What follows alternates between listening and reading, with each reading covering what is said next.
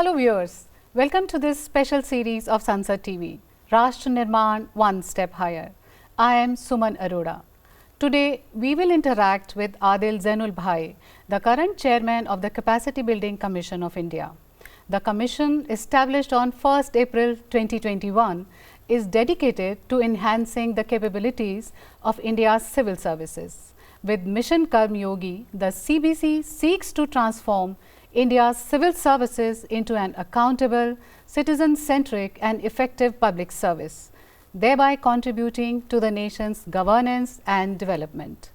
In addition to his role at the CBC, Adil Zainulbhai holds several prominent positions, including Chairman of the Quality Council of India, Chairman of Network 18 Group, and Independent Director on the boards of Reliance Industries, Larsen & Toubro and Cipla. Adil Zainulbhai's leadership extends beyond the corporate sector. He has been actively involved in various government initiatives aimed at enhancing India's administrative capabilities. Let me welcome Adil Zainulbhai in our Sansad TV studio to better understand the CBC and Mission Karm Yogi, its contribution towards nation building and how it will impact our students and future generations. So thank you so much for joining us today. Thank you. I welcome you to Sansad TV. Thank you. Delighted to be here. Thank you, sir. Before we take this conversation forward, let's have a look at this report first. Building a more efficient, accountable and citizen-centric civil service. This is the mission of the Capacity Building Commission of India. Established on April 1st, 2021, the Capacity Building Commission, CBC, is a key pillar of Mission Karm Yogi, India's ambitious initiative to transform its civil services. The Commission plays a crucial role in designing competency-driven training frameworks, improving governance structures and fostering a performance-driven culture in public service. As of 14th of February 2025, Capacity Building Commission of India has trained 3,82,667 personnel in the nearly 4 years of its existence. It has engaged with 107 ministries and departments. It has made 100 collaborations with training institutes and 9 state-level interventions. By focusing on capacity building, skill enhancement and leadership training, CBC ensures that government officials are equipped to tackle modern governance challenges effectively. With Mission Karm Yogi, the CBC is paving the way for a new era of public administration, one that is responsive, transparent and aligned with the aspirations of a new India. The Capacity Building Commission of India is strengthening the backbone of Indian governance for a brighter future. So what is the Capacity Building Commission's overarching vision for the country for contributing to Rashtra Nirman and for reaching the goal of Viksit Bharat 2047? And also, how does it align with the broader goals of sustainable development and inclusive growth in India? Honorable Prime Minister set up the Capacity Building Commission. It didn't exist before. And his idea was that we need to get the civil services of India, all civil servants, the centre, which is 3 million, states, which is 22 million, urban local bodies, which is another 5 million, so local bodies and panchayats. So it's a very large number. Right. And how can we improve the effectiveness of the civil servants to deliver towards Viksit Bharat by improving their competencies to do it? So that was his idea.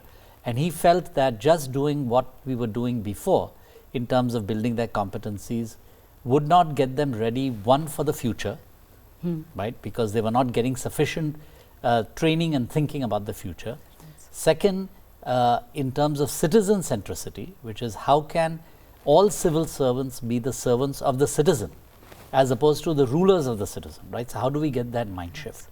And third, how can we use technology to accelerate development? So those were his thoughts, and he said, how can we make the civil service better for these three? And he tasked the Capacity Building Commission of India to say, please start initially building up everyone's competencies. So that was how it was done. And right at the beginning, it was to deliver against something like Viksit Bharat. At that time, Viksit Bharat was not really framed out, right? But we talked about the future, India is a $5 trillion economy, etc. So the idea of competency building is always towards a goal. When we first started, we talked to 100 experts around the world in many other parliamentary democracies, Singapore, Australia, Japan, Korea, China, UK. We talked to human resources people in Google, Apple, McKinsey, Deloitte, everywhere. And we talked to lots of people in the Indian government about what does it take to do this. And one of the lessons that came out of that, which we believe very strongly, is you're building competencies towards getting something accomplished. Right? You're not doing it just for the heck of it. You're doing it to get something done. Sir. So therefore, all of the design was around how do we train our civil servants so they can move towards Viksit Bharat. So that is how everything ties together. Right, And the competency building is to get us there.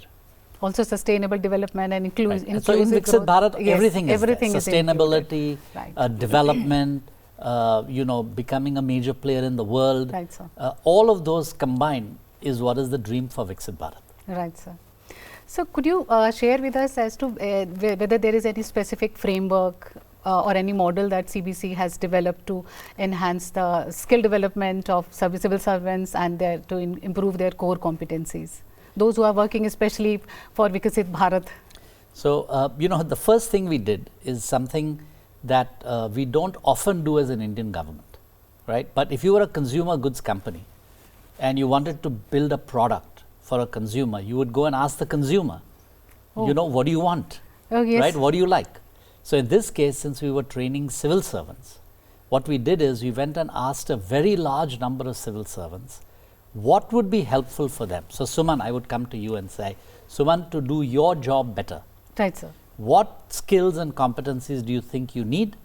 Which ones do you have and which ones would you like to improve on? So, what happens is if you ask people what they want and then ultimately give them what they want, the chances that they will actually use it are very high. Right, sir. But sometimes in the past, what we do as government civil servants is we say, I know what's good for you. Right? So, in this case, we said instead of doing that, we'll come and ask each civil servant. And we actually did that across 100 ministries. I think we covered 100,000 people. And so, we asked each person in any role, all the way from MTS, right, all the way to the chief secretaries of states to secretaries in the government of India. What do you need to do your job better?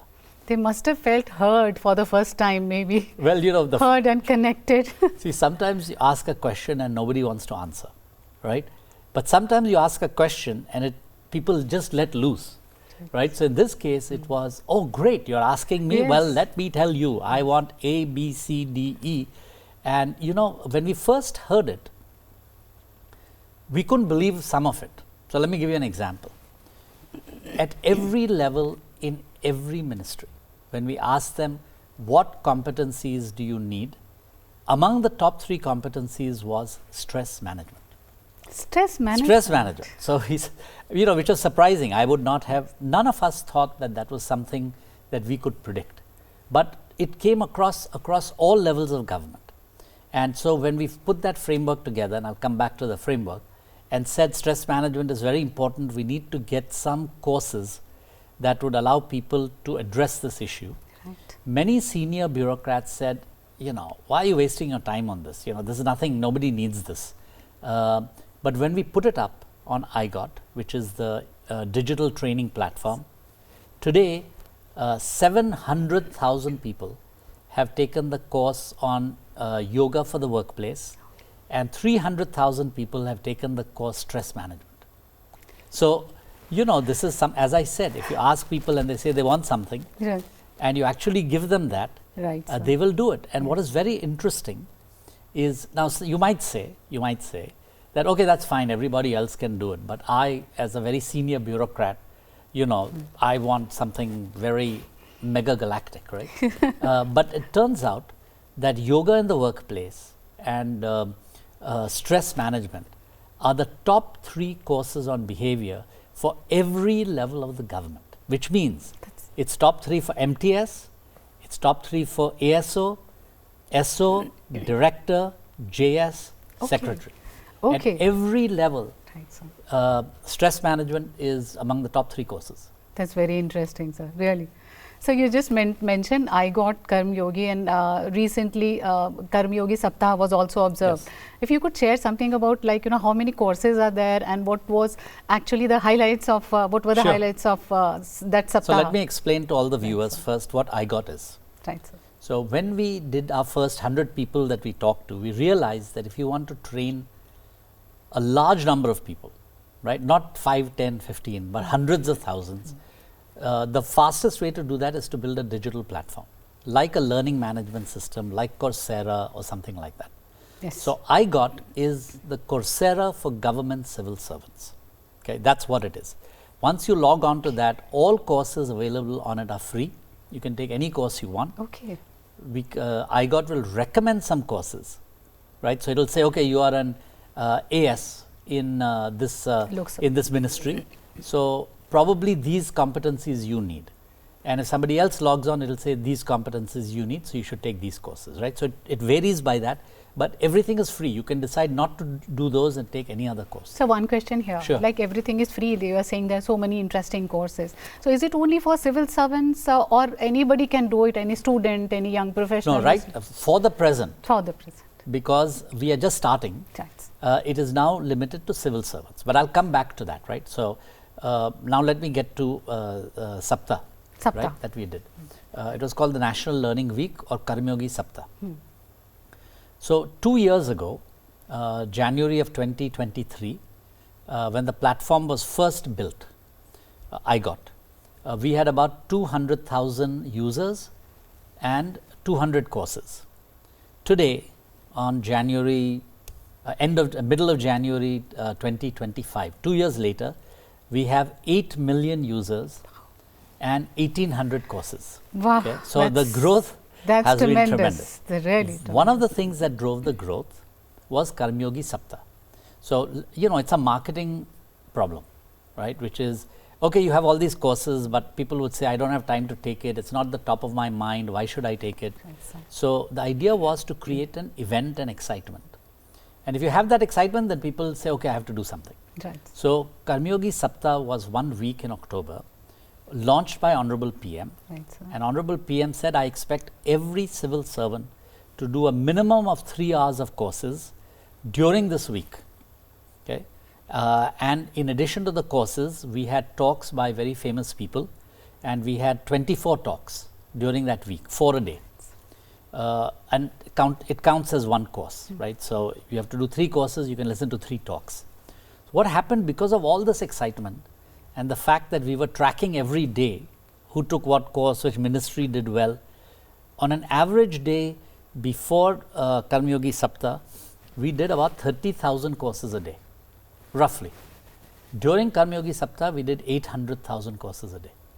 So, right. So it built excitement, and a lot of people who had not taken any course took one, and they said, it's not so bad. Isme kuch na kuch to hai. I learned something, right? So what happened is it created that buzz. Yes, right. So people liked the buzz. And those 24 speakers that we had speakers who talked about Indian history, AI, genomics, sports, music, quite a lot of different areas, right? And so what happened as a result of that is they said, I learned something. Yes. And every course on it today is 1 hour or less. So if you're sitting in a Delhi traffic jam, you can get your phone out, and on your phone you complete can take that a course. Right? Yes. Our goal is, when we talk to people around the world, including the Singaporeans, they said even 1 hour is quite long. You should do 30 minutes. Okay. And then they said, but our most popular courses are 7 minutes. Okay. So 7 minutes, you're waiting for a meeting, you can watch. So we are not there as yet. We'll get there. But right now we are making it very easy. All courses are 1 hour long. Okay. Right. So for example, one of the courses we had, because PM says look in the future. Right, sir. We created a course called Emerging Technologies, which is technologies that will change the world. And this happened before the AI boom. Okay, so 2 years ago we had this course called Emerging Technologies. It talked about AI, genetics, etc. It was designed for very senior people, yet 400,000 people took it. 4 lakh people took a course that was designed for 2,000 people. Oh my God. And the reason they took it, including CISF Jawans, constables, CRPF, Safai Karmacharis, MTS.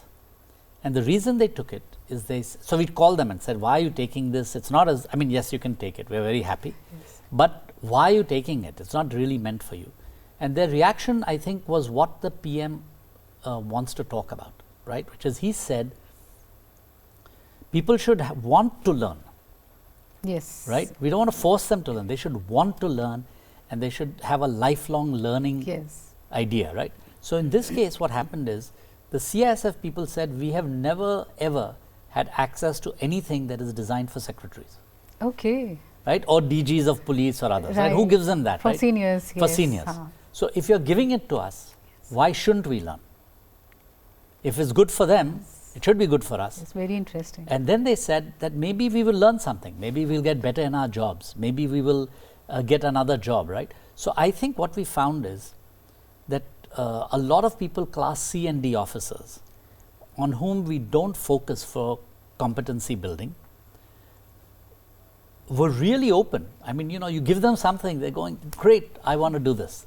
And many of the seniors said, you know, I know quite a lot. I don't know if I really want to do this. Right. But what happened as a result, and this is why I'm giving you the whole story because of how it plays Yeah, out, it's so interesting, sir. is when a senior person would have an officers meeting or a meeting of all the people reporting to them, and you know, a weekly meeting or a monthly meeting, and say, what, oh, is this karmyogi ho raha hai? Kya kiya? So, you know, somebody would get up and say, sir, I took emerging markets, emerging technologies. I think we can apply AI to do this in my ministry. And the senior would say, listen, I am supposed to know this, not you. Right. So if you know it, Yes. So there must be something I better in that learn. No, course, I yes. better learn it Ah. because I have to, you know, be about. Of So what course. happened is, most of the times you go top down, Right. right? We Right. get an order saying you will do this. Right, sir. In this case, the surprising thing was it went bottom up. You know, people in group C and D did the courses. Then the senior people saw that they are understanding something better than I am, but this is an area that I should understand. Right. And so then they started taking courses. And then during Karmyogi Saptah, we tracked how many secretaries and additional secretaries and joint secretaries took courses.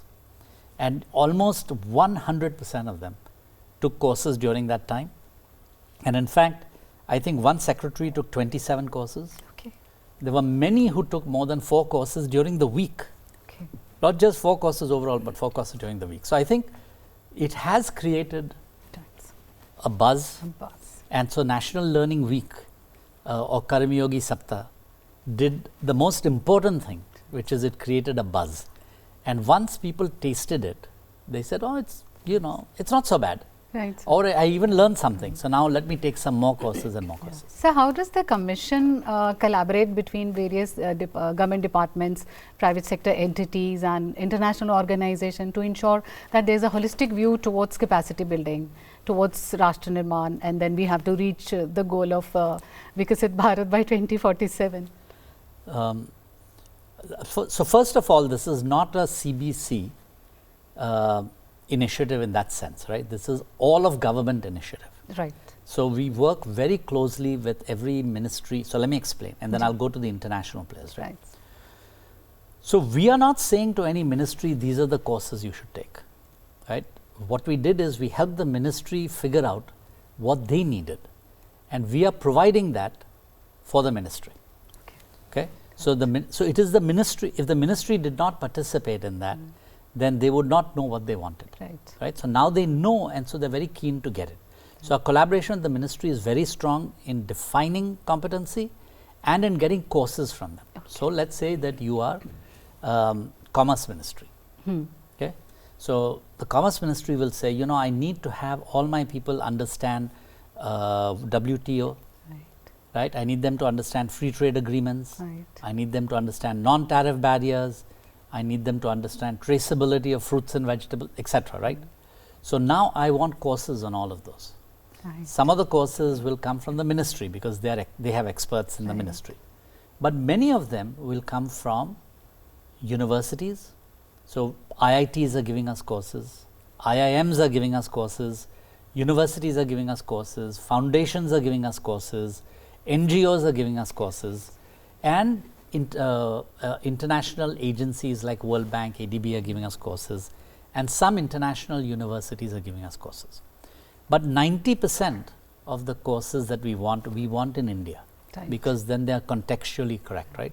So they're coming from India, from everywhere. So when you collaborate, it isn't CBC sitting and writing courses, right? It is we're getting the right person who knows that subject to create the course and put it on, because then it also makes sense for the person who's taking it can see that it makes sense. I'll give you two examples, just for the fun of it. You know, there are thousands of people who need to understand Indian agriculture, right? Everyone, because there's agriculture ministry, there's Department of Agriculture Research, there are thousands of people in the state, block education officers, block officers for agriculture, etc. There's a huge number. Many of them came from other ministries, so they don't understand what is agriculture, and nobody gives them time to learn it. Right. So we with the help of the ministry, created a course called Introduction to Indian Agriculture. Okay. 1 hour. 1 hour. It describes what happened to Indian agriculture from 1947, independence, to today. That's amazing. It's fabulous. I would encourage you to take it. Yes, of course. So now this course is going to be taken, has been taken already by some 50,000 people. Okay. Right? And the same thing we want to do on many other areas. So for example, I'll give you another example. Vikram Misri, who is the MEA secretary, a very articulate speaker, outstanding. We said a lot of people need to understand what is the basis for India's foreign policy. You know, not the confidential stuff, but how should we think about foreign policy? So he gave a course on Introduction to Indian Foreign Policy, which traces our foreign policy from 1947 to today. And you know, it is such a brilliant exposition. Every foreign service officer has to see it. And they do, by the way, right? So the day we had that seminar, 15,000 people watched it across. So that's what we're doing, right? We're trying to get the best person wherever they are. Are there any challenges when it comes to implementation of these programs and initiatives that are there, especially in underdeveloped regions or rural areas? So, you know, I used to have hair before I started this. So it isn't, it is, if you talk about challenges, of course, there were a huge number of challenges. And we continue to have them today. Right. Let me highlight 3 or 4. Right. And which we're working on. Number one, you know, not everyone has access to a desktop. In fact, the vast majority don't have access to a desktop. If at all, they have access to a mobile phone. So we had to make it such that people can take courses on mobile phones, number one. Number two, a large number of people in the states really need it in their language, right? So if you are in an urban local body in Telangana, you need the course in Telugu, otherwise you're not going to understand it, right? So we are now in the process of converting our 1800 courses into 10 to 12 major languages. That's good. So that it's available to everybody in their language. So when you go down to the state level and you go down to the block level and the panchayat level, it has to be in their language. So you are customizing according to their needs and so linguistic diversity and all. Exactly. And you know, then when we did some courses in Hindi, you know, the people in Rajasthan said, "Bhai, ye Hindi nahi chalega." Oh. We need, you know, our Hindi. So we gave them their Hindi? So we are working on it. I'm not saying that we have it figured out, right? And in Punjab, they said Punjabi, we need Punjabi. You know, so I think one challenge is language, right? Second challenge is not so much today, but 4 years ago, connectivity was a huge issue. Now connectivity is not so much an issue. Everyone can get connectivity wherever they are. But even then, they don't have good enough connectivity to do the course online. So we have to find a way for them to do it. Right? Third thing is you can give the course, but how do you figure out if people have learnt anything? Right. And they're doing something. So what we do is, at the end of every course, there is a quiz, a very short quiz, 5-minute quiz. But you don't get the certificate for the course until you pass the quiz, right? So some people said, people will just play it in the background while they're doing their work, and they've taken the course. But you can't really do it because Right. you have to take the quiz. Right. So we learned that. So at CBC, how do you ensure that the capacity building programs that you have made, so these not only enhance their technical knowledge, but also instill in them that accountability and ethical governance, and also citizen-specific service delivery? It's a very good question. I'm glad you asked that, because one piece of what we're doing is digital programs. Right. The other piece is a physical one-day program to teach everyone Seva Bhav and Right. citizen centricity. Right, sir. Okay. So we've trained 1 million people on this last year, and we aim to train 1 million people on it this year.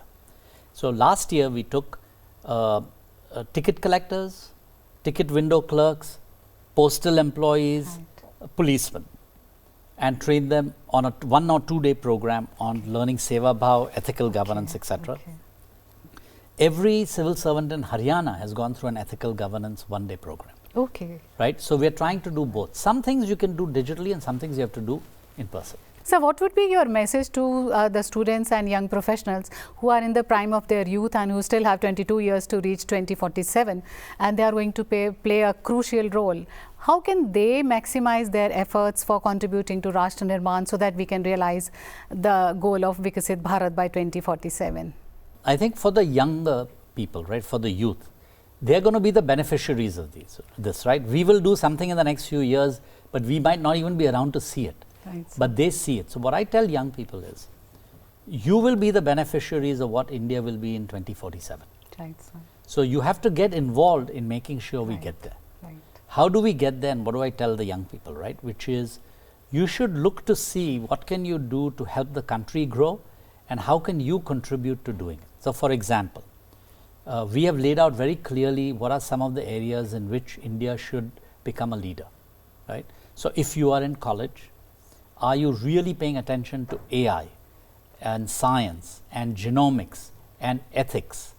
Are you really equipping yourself for the things that are necessary to build Viksit Bharat?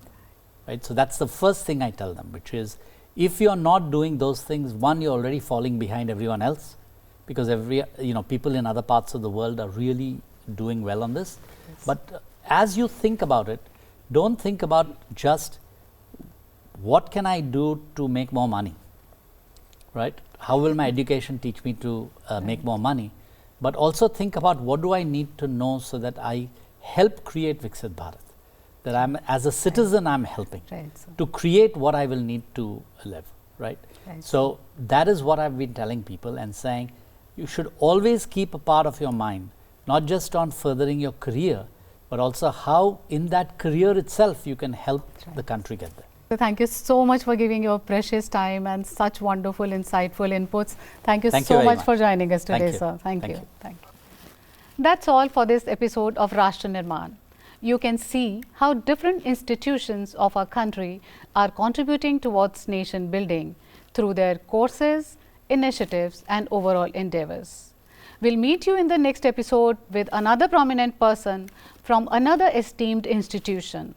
Till then, keep watching Sansad TV.